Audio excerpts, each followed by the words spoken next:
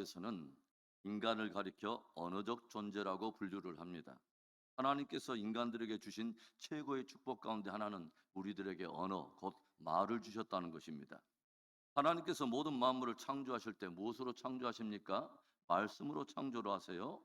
빛이 있으라 말씀하실 때 하나님의 존재 명령을 따라 빛이 드러납니다. 그렇게 온 우주의 만물들이 하나님의 말씀을 따라 생명으로 드러나게 되는 것을 우리는 말씀을 통해서 봅니다. 그래서 우리들이 하나님의 창조 역사를 통해서 알게 되는 참으로 놀라운 신비 중에 하나는 말씀에는 창조의 능력이 있다고 하는 것이죠. 그 말은 저와 여러분이 사용하는 말과 언어에도 창조적인 능력이 담겨 있다고 하는 거죠. 그래서 우리들이 무슨 말을 하는가, 우리의 입술에는 어떤 언어가 있는가가 매우 중요합니다. 왜냐하면 하나님께서는 우리 하시는 말을 들으시고 행하시기 때문에 그렇습니다. 가나안 땅을 정탐하고 나서 부정적인 보고에 마음을 실어서 온 이스라엘 백성들이 원망의 말을 쏟아낼 때 하나님께서 저들에게 들려줬던 경고의 말씀이 있었어요. 민수기 14장 28절에 그들에게 이르기를 여호와의 말씀에 내 삶을 두고 맹세하노라 너희 말이 내 귀에 들린 대로 내가 너에게 행하리니. 하나님께서는 이스라엘 백성들이 쏟아내는 그 원망의 말을 들으시더니 저들이 내뱉는 그 말대로 그 일을 행하시겠다고 말씀을 하세요.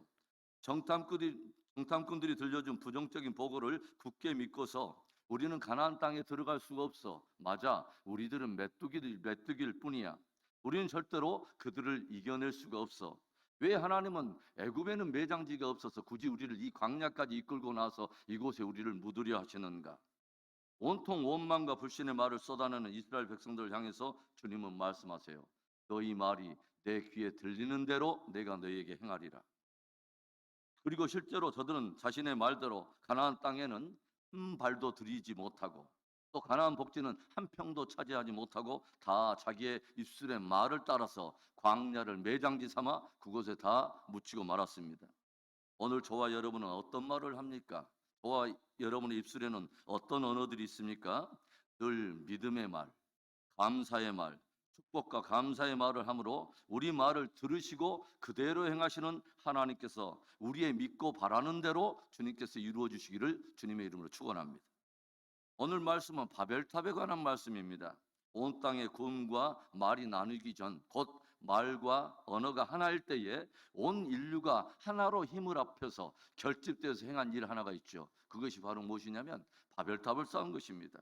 오늘 본문이 다루고 있는 내용이 무엇일까요? 첫째로는 교만과 불순종의 바벨탑을 우리에게 다루고 있어요. 오늘 말씀을 보면 온 땅의 사람들이 언어가 하나였을 때 저들이 동방으로 옮겨가다가 시날이라고 하는 한 평지를 만났을 때 저들이 서로 의논하면서 무엇인가 말을 해요.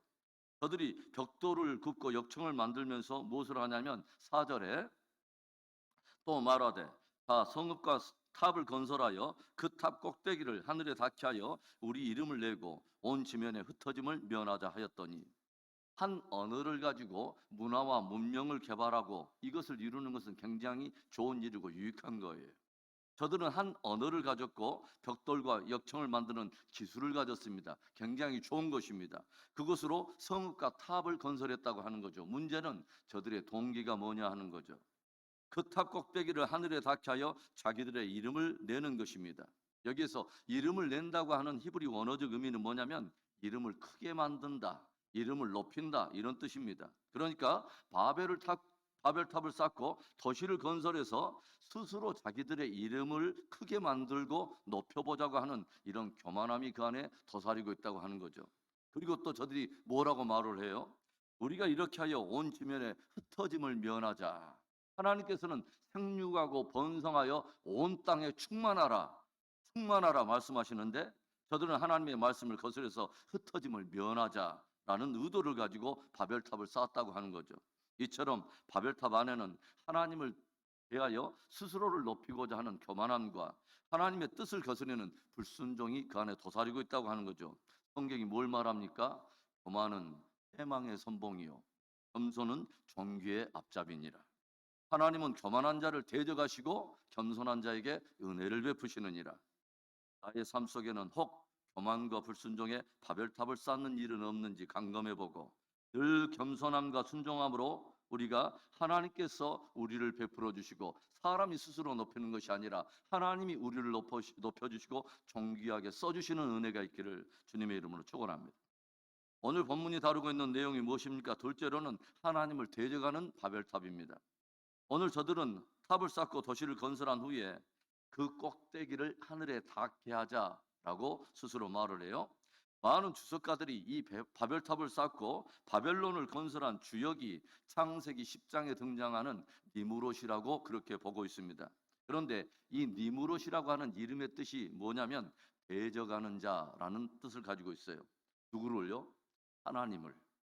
그래서 어제 말씀에 보면 니무롯은 여호와 앞에서 용감한 사냥꾼이었다라는 이런 말이 등장하는데, 이 말은 여호와를 대하여 서 있는 자, 여호와와 견주려고 서 있는, 용기가 아닌 만용으로 가득한 자, 그런 뜻을 말하는 것입니다.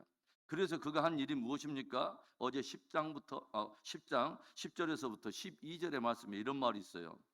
그의 나라는 시날 땅의 바벨과 에렉과 악각과 갈레에서 시작되었으며 그가 그 땅에서 아수르로 나아가 니느웨와 로보딜과 갈라와 및 니느웨와 갈라 사이에 레센을 건설하였으니 이는 큰 성읍이라.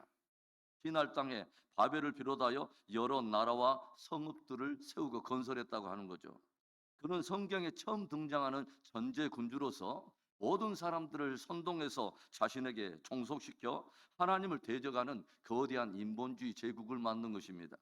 그리고 역사는 이 바벨론으로부터 하나님을 대적하는 각종 이방 종교가 시작된 것을 기록하여 들려주고 있습니다. 태양신이라든가 달신을 섬기는 이방 제사, 그리고 제사에서 드려지는 인신번제, 그리고 성전 창기들이 있어서 통요와 다산의 제사를 드린 후에 난잡한 성행위를 하는 이러한 모든 각종 이방 숭배의 근원이 바로 이곳 바벨론에서부터 시작되었다고 하는 것입니다. 우리가 하나 깊이 주목해 볼 만한 것은 뭐냐면요, 성경 맨 마지막 책 요한계시록에서는 두 도성의 이야기를 들려주는데 17장에서 18장은 큰 바벨론의 이야기, 21장과 22장에서는 새 예루살렘에 관한 이야기입니다. 그런데 큰 바벨론에 대해서 성경은 뭐라고 말하냐면 가증한 것들의 어미라, 그리고 각종 귀신의 초소가 되었도다라고 소개하고 있어요. 마지막 시대에 온 세상이 극도로 타락하며 하나님 보시기에 가증한 곳이 될 것을 말하는 것입니다. 그런데 큰 바벨론이 크고 화려하지만 오히려 가증하고 음란한 성이요 각종 귀신을 섬기는 우상의 초소가 되었음을 들려주는 반면에 새 예루살렘 성은 어떻게 소개합니까? 말 그대로 새 예루살렘, 그리고 거룩한 성읍이라고 말을 합니다. 거룩한 하나님이 계시고 그분으로 인해서 새롭게 거듭난 사람들의 도성, 거룩한 백성들의 성읍을 말하는 것입니다. 크고 화려하지 않아도 하나님 앞에서 거룩하고 성결한 교회, 하나님과 함께하는 거룩하고 성결한 성도 되기를 주의 이름으로 축원합니다. 오늘 본문이 다루고 있는 내용, 마지막 세 번째, 심판받아서 무너지는 바벨탑입니다. 사람들이 벽돌을 긋고 역청을 만들어서 큰 성과 탑을 세워서 저들이 하나님을 거스르고 대적할 때 어떤 일이 일어납니까? 마침내 하나님께서 내려와서 저들의 역사 속에 개입하시죠. 저들이 한 족속이 한 언어를 가지고 바벨탑을 쌓아서 당신을 대적하는 모습을 바라보시고 하나님께서는 저들의 언어를 혼잡하게 하시고 흩어버리시고 서로 알아듣지 못하게 하셔서 저들을 온 지면에 다 흩으십니다. 오늘의 말씀에서 들려주는 결론과 같은 메시지가 뭐냐면 바벨, 곧 하나님을 대적하는 바벨론은 반드시 무너진다는 것입니다.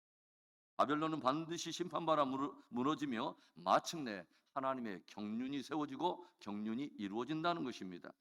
요한계시록 17장과 18장에서 계속해서 선포하는 것이 뭐냐면 무너졌도다, 무너졌도다 큰 성 바벨론이여. 바벨론의 심판과 무너짐을 계속해서 선포하고 있습니다. 무엇을 말하는 것입니까? 무너지고 심판받을 바벨론에 소망을 두지 말라는 것입니다. 여러분, 왜 창세기에 나온 바벨론에 관한 이야기가 다시 계시록에도 또 다시 등장하는 것일까요? 그것은 온 인류의 마지막에도 온 인류가 적 그리스도를 중심으로 서로 꾀하여 하나님을 대적하며 거스리며 바벨탑을 쌓는 그 일을 다시 하게 될 거라고 하는 것입니다. 그러나 우리는 반드시 복음을 들어야 합니다. 바벨론은 무너진다는 것입니다. 그리고 하나님의 경륜이 이루어지고 새 예루살렘 성, 곧 인본주의의 제국이 아니라 하나님의 나라가 영원히 선다는 것입니다. 사랑하는 성도 여러분, 교만과 하나님의 뜻을 거스리는 불순종의 바벨탑을 쌓지 않도록 조심할 수 있기를 바랍니다. 행여 하나님을 대적하는 바벨탑을 쌓지 않도록 우리는 늘 경계해야 합니다. 거짓되고 가증하고 음란하고 더러운 바벨은 결국 무너지고 거룩하고 성결한 새 예루살렘 성 하나님의 나라가 영원할 것을 늘 마음속에 생각하고 오늘도 거룩하고 성결한 성도로서의 하루를 살아내는 복된 저와 여러분의 하루가 되기를 주의 이름으로 축원합니다.